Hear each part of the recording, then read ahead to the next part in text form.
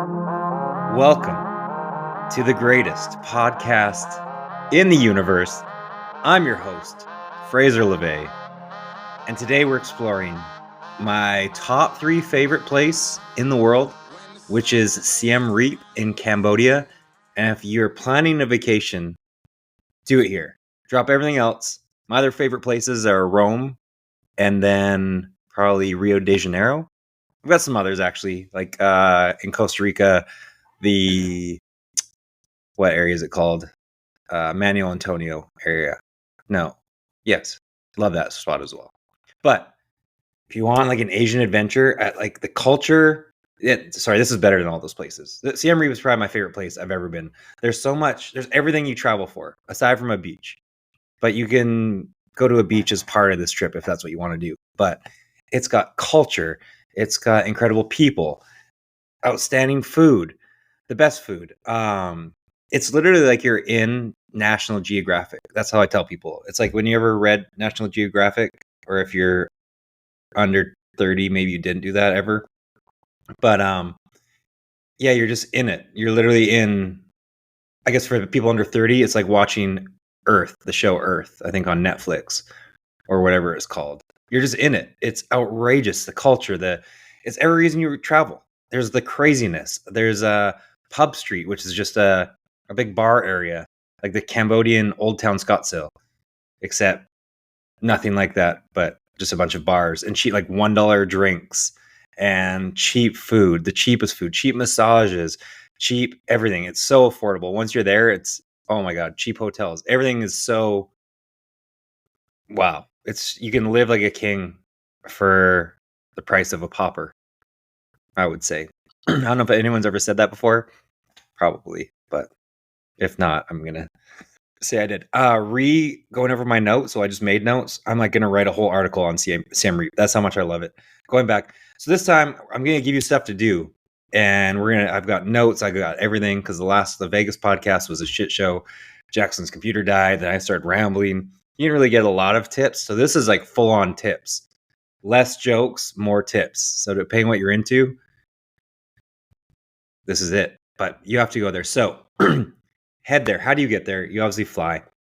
Now, this is my favorite tip for traveling is like combine it with other places. So I know you're going to look at Siem Reap and be like, oh my God, it's a 34-hour flight and like $1,500 or $2,000. Awful. So don't do that. Fly into somewhere, a major hub nearby. Once you're in Asia, it's like $50 to fly everywhere. It's so cheap. Check out like AirAsia, I think it is, or anywhere, and go Bangkok to Siem Reap or Singapore to Siem Reap or Hong Kong to Siem Reap. And you'll see it's $50 to $150. Crazy cheap. So do that. And that way you get to check out an amazing place. So, I mean, fly into Hong Kong and explore Hong Kong for 2 nights, or fly into Singapore and stay there for 2 or 3 days and check out that. So it's like you get Cambodia, but you also get this other amazing place. Bangkok, fly into there for a couple days. It's chaos, but it's chaos you have to see.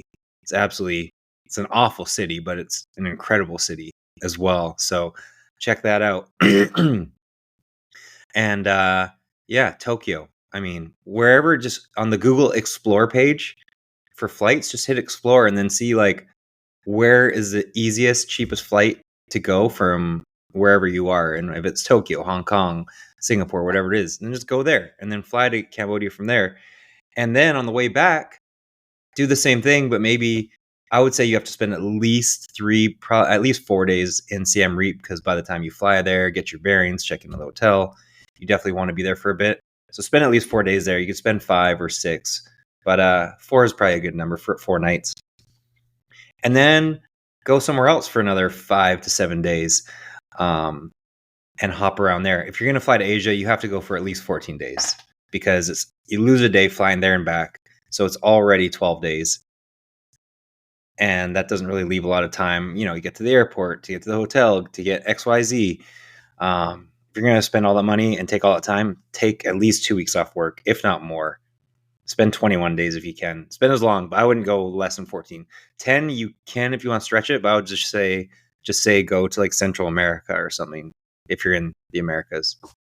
So not worth flying a full day each way for 10 days. So we got there, and then on your way back, I would say go to Vietnam. Like Hanoi is one of my favorite places on earth. If you can spend 10 days in Hanoi, so you can go to like Sapa, and then Google Halong Bay right now. Halong Bay. Halong Bay. Tell me you don't want to go there. It's paradise. Now I got screwed over on a trip there with I went with like a scam tour company. Still fun though. Made it work. It was still, you take like a day or two out into the Halong Bay Islands, and oh my god, it's incredible. So check out Halong Bay in Vietnam. You could literally, I'll do a whole podcast on Vietnam. Also one of my favorite places to spend 2 weeks. So we'll wait for that one. I won't spoil too much, but yeah, on the back end, go to another cool city. You can go to the islands in Cambodia, but it's kind of hard to get there because you have to fly to Sihanoukville and then a ferry from there. So you kind of waste a full day of travel. So if you're going to do that, you could always go to Phuket in Thailand. Luang Prabang, if you have lots of time in Laos, is a favorite. So just check out what's like an easy flight from Siem Reap and just do that for the next bit of your travels and see some other stuff. Where else did I say you should go? Yeah, Halong Bay, Luang Prabang, Thailand, Vietnam. Just check it out. Or even, like I said, Singapore on the way there and then Hong Kong on the way back or whatever that is. But have some fun in Asia.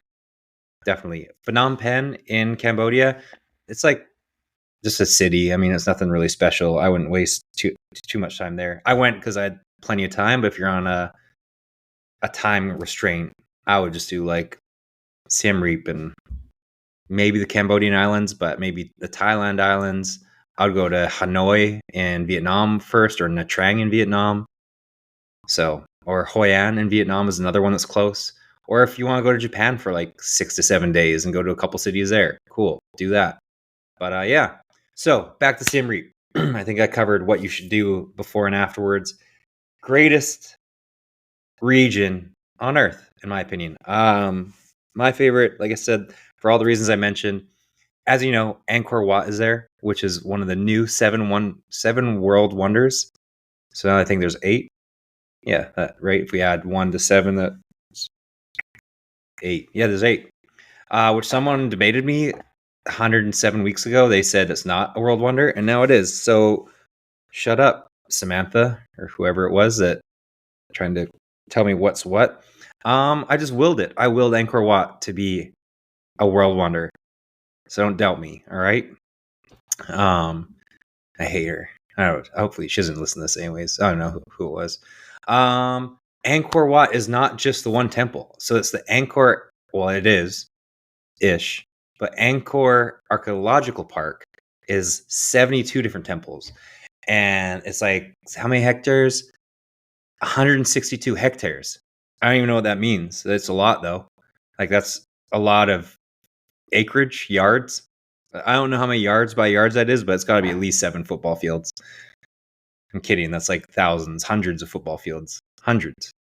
I don't think thousands, but hundreds. Maybe 1,000. I don't know. Someone do the math. I'm not a math guy. French are assholes.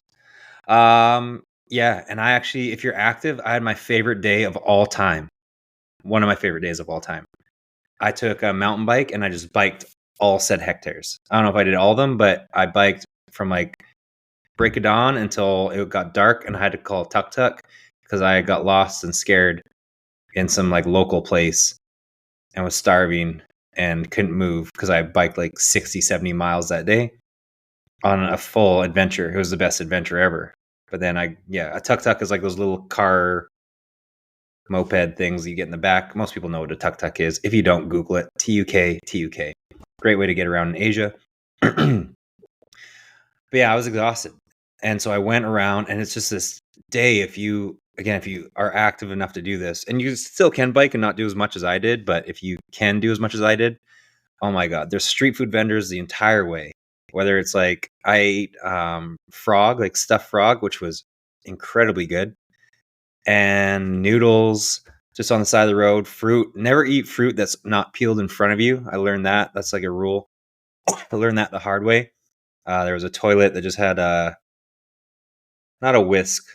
Like whisk wouldn't work, would it? It's an awful thing to think about. Like a pot, and then you had to clean yourself with like a pot, which I didn't know how to work that. It was not fun. So no fruit that's not cut in front of you. and peeled in front of you. And then there's like smoothies and fresh juices, all this stuff on this stretch. There's a moat. I've never even seen a moat before. Moats are the coolest thing ever. Like when you're at the beach, you always built a moat for your little cast sandcastle, unless you're an idiot and you didn't do that, and you should have. Now you ruined your childhood. Maybe something else ruined your childhood, like an absent father. I don't know. Oh, too close to home. Just kidding. So, where was I? Who said there wouldn't be any jokes? A moat. There was a moat, and like kids were on like this swinging. Why can I never think of stuff? A rope swing into it, and like you could rope swing into it. So much fun. Then there's just monkeys everywhere, and they're very ill-tempered, so don't get too close to them. One stole my smoothie, which is funny. Totally fine. He was a nice one, but there's ill-tempered ones. There's angry ones, so don't get too close. They'll hiss at you. I've seen many a tourist get murdered by a monkey. They didn't get murdered, but they got half attacked. So don't get too close. Monkeys everywhere. And like I said, there's 72 different temples. One where the Tomb Raider was filmed with Angelina Jolie. So that was filmed there, and it's really cool to walk through. And all these temples are also different. Like ones you walk into, ones you like walk to the top of and have a gorgeous jungle view. Some you just like there's trees that are as part of it and rooms, and you can obviously have a guide that'll explain so much to you, but I didn't get a guide. I think there's English verbiage once you walk in, like what it was. But I think just like being inside these temples and around, it's like just that feeling is incredible. I don't really care who lived there, to be honest. I mean, I'm sure it's cool if you're a big historian, but it's more just the site, the architecture, the fact people lived there and how beautiful it is. It really stuck with me. And then also a guide wouldn't be able to keep up with me. But if you're older, if you don't want to do the bike thing, take a guide who takes you in a car or a tuk-tuk around everywhere and explains everything. I'm sure that's actually equally as fun. So forget what I just said. So yeah, I had an incredible day. And that's not all there is to do in Siem Reap, by the way, because I said it's like National Geographic, not just 1 page or 2 pages, multiple pages. Okay. And yeah, so I did that. And then you have to go to Tonle Sap, which is a floating village. And on the way to the floating village, there's also like a floating lake or river of houses on stilts. If you go to my Instagram, you can see like it way back. It was cool. It's one of my favorite pictures I've ever been part of. It's just this tiny little river. It's not even a big river at all, and just giant still houses. It's truly just another page of said National Geographic. It's gorgeous. And and then you go to a floating village, which is out in this lake, and there's like a crocodile farm, and they have snakes they can show you, and you eat there, and it's just really cool. And you can go through a forest if you want to kayak through a forest, like what is it called? A flooded forest, or a boat through there. I don't know if you can boat through there. I think you have to kayak. But it's just something you've never seen before. It's stunning. It's amazing. You have to go. And and then there's like people, just villagers on like the side of the river, just picking fruits and vegetables, and morning glory, which is this vegetable that's, I found out it's illegal in America outside of maybe California. I just found this out. I should Google it, but I don't want to waste your time. But check out morning glory, but it's in Cambodia. I've only ever seen it in Cambodia. That's right. I did see it in San Francisco at a restaurant there. It's just like a vegetable, but they had all their spices and everything else in it. It's so good. So check that out. What else? Pub Street. I started a dance party on Pub Street, which is just a great place for cheap food, cheap drinks, people watching, a cool area. If you want to meet people, join a pub crawl. They have a bunch of pub crawls, and it's just people just like you from around the world who want to meet people or don't know anyone. If you're traveling alone, it's incredible. Like I said, I shut down the whole Pub Street and started like a full-on dance party, and people know me, have seen it. They've seen the stories. I may have to I'll make a reel of that sometime. Oh yeah, TikTok's a thing. When I went to Cambodia, I didn't have this blog, nor was TikTok invented. So this is going to be a great TikTok I'm throwing together. Great. Also, sunrises and sunsets at Angkor Archaeological Park is one of the greatest sunrise places on Earth. So you have to check that out, one of the two if you have time. There's obviously do a food tour. The food in Cambodia is outrageous. Really everywhere in Asia is just so good. So whenever you can sample food, do it. Or just do your own food tour and walk around and just eat at restaurants. Google best restaurants and check that out. The street food, oh my God, so good and so cheap. So I ate a ton of street food. And then they also have the weird street food. So there I ate scorpion, snake, cricket, larva or larvae, depending on how you pronounce it, if you're an asshole or not. Which one's which? Who knows? The larva or larvae was the worst. Well, the scorpion was the worst, like, because it was just scary, even though it was dead. It's not a live scorpion. That'd be really terrifying. But the larva was like mushy, like you just bit into it. It was like biting into like a giant crusted booger. Ugh. It's not good. But anyways, you can eat all that stuff. What else? What's the other thing? That tarantula. So you have to try it, or someone in your group has to try it, because when are you ever going to do that again? So that's really nice. There's a circus there. You can check that out. It's cheap and something just fun to do. There's the Landmine Museum, which if you listen to my other Cambodia podcasts I did with Bobby, we did the killing fields in Phnom Penh, and it's the Landmine Museum.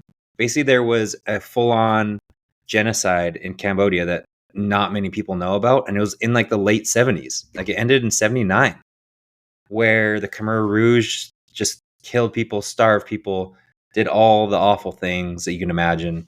Going through the killing fields was one of the saddest moments of my life, like just walking through it and you listen to an audio story of all that happened to the kids, the people.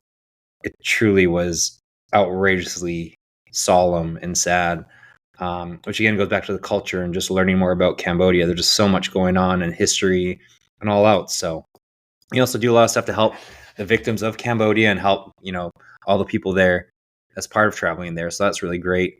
And then there's a Kulin Mountains, which there's waterfalls, hiking. You can check those out. And as I mentioned, it's just you can pamper yourself and eat incredibly cheap once you're there. Like for two like person massages, I think it was like $15 or $10 or at max 20. But it's just the stuff you can get, the food, drinks, everything. You just live like a king for the price of a popper, as we mentioned. But yeah, I think they have a new, well, I Googled it just now. They have a new airport. So now I think it takes like an hour to get into town, which apparently there's supposedly free shuttles. If not, it's like a $25, maybe 35 max US dollar taxi into town.